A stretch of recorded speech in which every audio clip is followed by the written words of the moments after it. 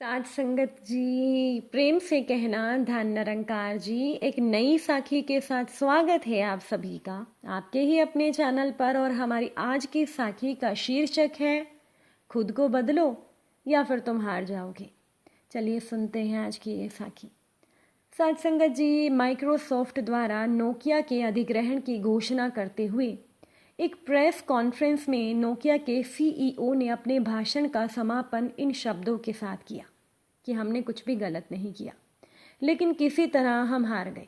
जब ये शब्द गूंजे तो वे और उनकी प्रबंधन टीम एक युग के अंत का शोक मनाते हुए रोने लगे। साथ संगत जी, मोबाइल फ़ोन उद्योग में एक समय दिग्गज कंपनी रही नोकिया ने कोई स्पष्ट गलती नहीं की। वे अभिनव उत्पादों वाली एक सम्मानित कंपनी थी। हालांकि तकनीकी प्रगति की तेज गति और एप्पल और एंड्रॉयड निर्माताओं जैसे अधिक चुस्त प्रतिस्पर्धियों के उभरने से वे पीछे रह गए। अपनी उपलब्धियों के बावजूद नोकिया बदलती दुनिया के साथ तालमेल बिठाने में विफल रही और विकसित होने में असमर्थता ने उनके पतन का कारण बना। साथ संगत जी, ये नोकिया की कहानी एक गंभीर चेतावनी देती है। तेजी से बदलती हुई दुनिया में स्थिर रहना पीछे की ओर बढ़ने के समान है। गलतियों से बचने से सफलता की गारंटी नहीं मिलती, बल्कि बदलाव और विकास को अपनाने से मिलती है। नोकिया की कहानी से मिलने वाला ज्ञान भगवत गीता की शिक्षाओं से मेल खाता है। आपको अपना कर्तव्य निभाने का अधिकार है, लेकिन आप कर्म के फल के हकदार नहीं हैं। यह श्लोक हमें पिछली सफलताओं या वर्तमान परिणामों के बारे में आत्मसंतुष्ट हुए बिना निरंतर आत्म सुधार और सक्रिय कार्यवाही पर ध्यान केंद्रित करने की याद दिलाता है। साथ संगत जी, परिवर्तन और अनुकूलनशीलता न केवल व्यवसाय में बल्कि आध्यात्मिक जीवन में भी जरूरी है। पुरानी मान्यताओं, आदतों या दृष्टिकोणों को बनाए रखना विकास को सीमित कर देता है। जिस तरह से नोकिया के विकास में असमर्थता उनके पतन का कारण बना, उसी तरह से व्यक्तिगत या आध्यात्मिक जीवन में ठहराव पूर्णता की ओर या प्रगति को रोक सकता है। निष्कर्ष ये है कि दुनिया हमेशा बदलती रहेगी, कभी तेजी से तो कभी धीरे धीरे। सीखने, अनुकूलन करने और नया करने की हमारी इच्छा शक्ति ही हमें प्रासंगिक बनाए रखती है, चाहे वह व्यवसाय, रिश्तों या आध्यात्मिक विकास में हो। जैसा कि कहा जाता है, एकमात्र स्थिर चीज परिवर्तन है। आइए हम इसे एक अवसर के रूप में अपनाएं, ना कि एक खतरे के रूप में। इसीलिए कोशिश करते रहें, आगे बढ़ते रहें, और कोशिश करते रहने से आपको सफलता ज़रूर मिलेगी, लेकिन कभी हार ना माने। साथ संगत जी, एक बहुत पुरानी कहानी है। एक चिड़िया का दाना एक पेड़ की कोटर में फंस गया। चिड़िया ने पेड़ को कहा, मेरा दाना लौटा दो, तो पेड़ ने उस चिड़िया को भगा दिया। अब चिड़िया थोड़ी उदास हो गई, नाराज़ हो गई, लेकिन वो चिड़िया हार मानने वालों में से थी नहीं। चिड़िया कारपेंटर के पास गई, बोली, वो पेड़ मेरा दाना नहीं लौटा रहा, आप उसे काट दो। कारपेंटर ने कहा, बस इतनी सी बात? इतनी सी बात के लिए मैं पेड़ काट दूं? मैं पागल नहीं हूं जो एक दाने के लिए मैं पेड़ काटूंगा। यानी कि उस कारपेंटर ने भी चिड़िया को भगा दिया। अब चिड़िया गई राजा के पास। राजा को जाकर बोली कि राजा साहब, आप कारपेंटर को सजा दीजिए। राजा ने पूछा, क्यों, क्या हुआ? तो चिड़िया ने सारी बात बताई कि पेड़ मेरा दाना नहीं दे रहा, कारपेंटर को मैंने बोला पेड़ काट दो तो वो पेड़ नहीं काट रहा, इसीलिए आप कारपेंटर को सजा दीजिए। राजा ने सारी बात सुनने के बाद बोला कि इतनी सी बात के लिए मैं कारपेंटर को सजा नहीं दे सकता। तो राजा ने भी चिड़िया को भगा दिया। अब चिड़िया गई महावत के पास।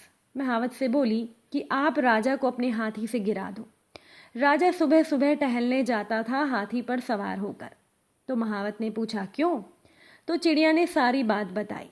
चिड़िया ने सारी बात बताई तो महावत ने सारी बात सुनने के बाद चिड़िया का साथ नहीं दिया और चिड़िया को भगा दिया। महावत बोला, इतनी सी बात के लिए मैं राजा को नहीं गिराऊंगा। लेकिन वो नन्ही सी चिड़िया हार मानने वालों में से थी नहीं। वो हाथी के पास गई, हाथी के कान के पास जाकर बोली, आप राजा को गिरा देना। हाथी ने पूछा, क्यों, क्या बात हो गई? चिड़िया ने सारी बात बताई कि मेरा दाना पेड़ की कोटर में फंस गया, पेड़ मेरा दाना नहीं लौटा रहा, कारपेंटर पेड़ नहीं काट रहा, राजा कारपेंटर को सजा नहीं दे रहा, और महावत राजा को गिराने के लिए तैयार नहीं है। अब आप ही मेरी मदद कर सकती हो। अब हाथी ने कहा कि एक दाने के लिए मैं अपने राजा को नहीं गिरा सकता, मैं आपकी कोई मदद नहीं करूंगा। हाथी ने भी चिड़िया को भगा दिया और अब चिड़िया पहुंची नन्ही सी चींटी के पास। चींटी से जाकर बोली, सुनो, तुम हाथी की सूंड में जाकर घुस जाओ। चींटी ने पूछा, क्यों, क्या बात हो गई?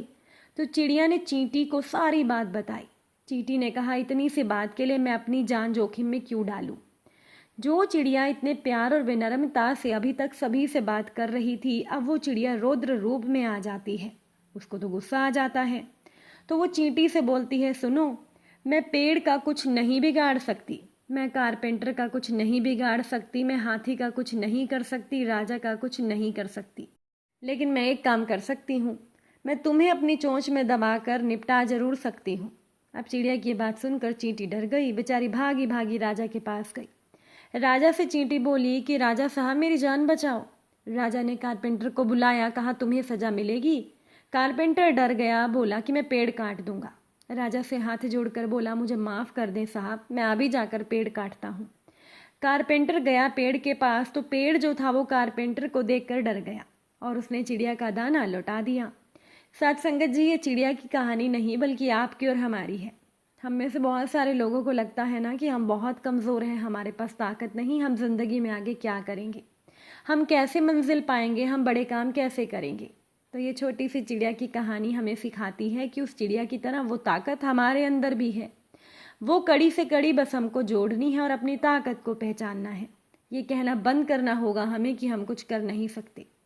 तो साथ संगत जी, आपको क्या करना है, आपको सही रास्ता चुनना है, सही कड़ियाँ ढूंढनी है। और जब आप कड़ी से कड़ी जोड़ लोगे तो आपके लिए कोई भी काम मुश्किल नहीं रह जाएगा और इस तरह से हम अपना लक्ष्य भी पा लेते हैं। साथ संगत जी, एक किसान का घर था। एक दिन उसको कोई परिचित मिलने आया। उस समय किसान अपने घर पर नहीं था। उसकी पत्नी बोली कि किसान तो खेत पर गया है, मैं बच्चे को बुलाने के लिए भेजती हूँ, तब तक आप इंतज़ार करें। कुछ ही देर में किसान खेत से अपने घर आ गया। उसके साथ साथ उसका पालतू कुत्ता भी आया। अब कुत्ता जोरों से हाँफ रहा था। कुत्ते की हालत देखकर जो मिलने आया व्यक्ति था, उसने किसान को पूछा कि क्या तुम्हारा खेत बहुत दूर है? किसान बोला, नहीं भाई, पास ही है, लेकिन ऐसा आपने क्यों पूछा? तो वो व्यक्ति बोला, मुझे ये देखकर हैरानी हो रही है कि आप और आपका कुत्ता दोनों साथ आए, लेकिन आपके चेहरे पर ज़रा भी थकान नहीं, जबकि आपका कुत्ता हाँफ रहा है। तो किसान ने बोला, मैं और मेरा कुत्ता एक ही रास्ते से घर आए, मेरा खेत भी पास ही है, ज़्यादा दूर नहीं। मैं थका नहीं, मेरा कुत्ता थक गया है। इसका कारण ये कि मैं सीधे रास्ते से चलकर घर आया, मगर ये कुत्ता अपनी आदत से मजबूर, ये आसपास दूसरे कुत्ते देखकर उनको भगाने के लिए उनके पीछे दौड़ता और फिर भौंकता हुआ मेरे पास आ जाता। फिर जैसे ही उसे कोई नया कुत्ता नजर आता, ये इसके पीछे दौड़ने लगता। अपनी आदत के अनुसार इसका ये क्रम पूरे रास्ते चलता रहा और ये थक गया। साथ संगत जी, यही हालत आज के इंसान की है।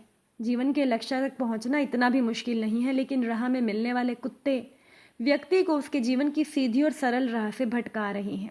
इंसान भी अपने लक्ष्य से भटक रहा है और यही भटकना इंसान को थका देता है और ये लक्ष्य प्राप्ति में सबसे बड़ी मुसीबत है। आपकी ऊर्जा को रास्ते में मिलने वाले कुत्ते बर्बाद कर देते हैं।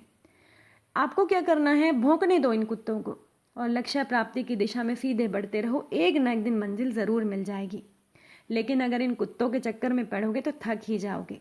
अब ये सोचना है आपको कि किसान की तरह आपको सीधी राह चलना है या कुत्ते की तरह रहना है। अगर आज की ये साखी आपको अच्छी लगी हो, वीडियो को लाइक शेयर ज़रूर करिएगा। आप सभी से फिर मुलाकात होगी नई साखी के साथ। साथ संगत जी, प्यार से कहना, धन निरंकार जी।